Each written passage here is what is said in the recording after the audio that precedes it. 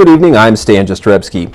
Employees who work in the Monroe County Courthouse were on the move today to the Showers building as long-planned renovations began. WTIU's Lene Sawinski has more.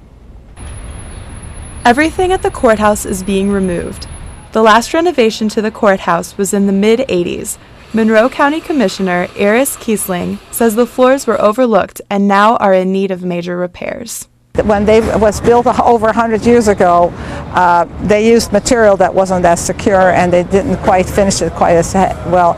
But there's so much more occupation of the building than it was 100 years ago, and that makes a big. Even in 1985, when we did the redoing of the building itself, we didn't know how much was going to be in there, and there's much more in there today than even in 1985. In addition to floors, the renovations include electrical repairs and other upgrades to make the building more efficient. Council member Warren Henniger was a county commissioner at the time of the last renovations. It's the only thing that keeps us, this different county together. That and IU basketball. That's the only two things that keeps us together. Now, after several years of less than stellar basketball teams, it's only the courthouse that draws us all, that ties us all together in our very different county. For WTIU News, I'm Lene Sawinski. County offices will reopen Monday morning at the Showers building.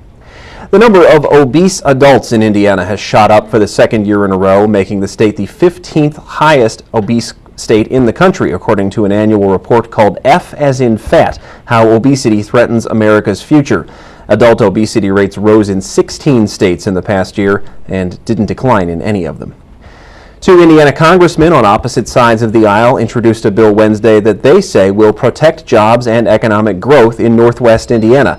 The measure, authored by Democrat Pete Visclosky and Republican Mike Pence, is identical to one introduced in the Senate by Dan Coates and Richard Lugar. It would require the Army Corps of Engineers to work with local, state, and federal agencies and stakeholders to prepare a comprehensive economic impact statement before any major federal action that could affect commercial activity in the Chicago area water system.